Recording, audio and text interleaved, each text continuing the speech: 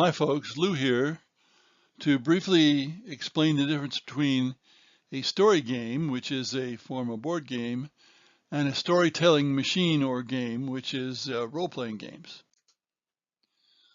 So I was on the Bacon Gaming streaming podcast. I'd been contrasting playing RPGs as a game versus playing an RPG as a storytelling machine or mechanism that looks like a game.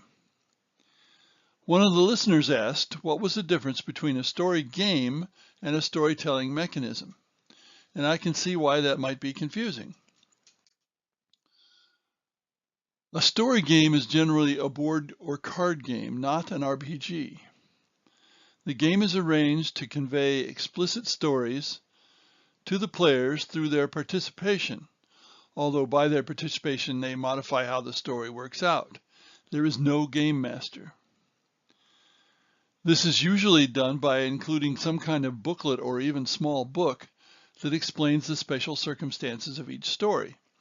For example, there was a game called, I think, The 1001 Nights, which I saw only once, so evidently it didn't make much impression in the game world, that included a large map of the Arab world in medieval times. Players moved tokens around the Mediterranean and referred to a very large booklet full of text. And that's about all I know about it. One I'm much more familiar with is Betrayal at House on the Hill, which has seen more than one edition and is a staple of the subgenre. Players move around in a multi-floor mansion, constructed from tiles laid as the game progresses, looking for potentially useful stuff, and there are lots of die rolls involved here and lots of cards. Sooner or later, one of the players makes a roll that assigns them as the bad guy, with the rest playing against that one player, and a booklet provides the details of something like 50 adventures. Now, a storytelling game or machine, as I call it, is an RPG, usually with a GM, that is used to tell stories to players. In some cases, perhaps the players can make up the story, and then it's more like a story game, but not fully. There's still not some guidebook to tell you what the details are. Now here's an example of one that's kind of in between, something called Microscope.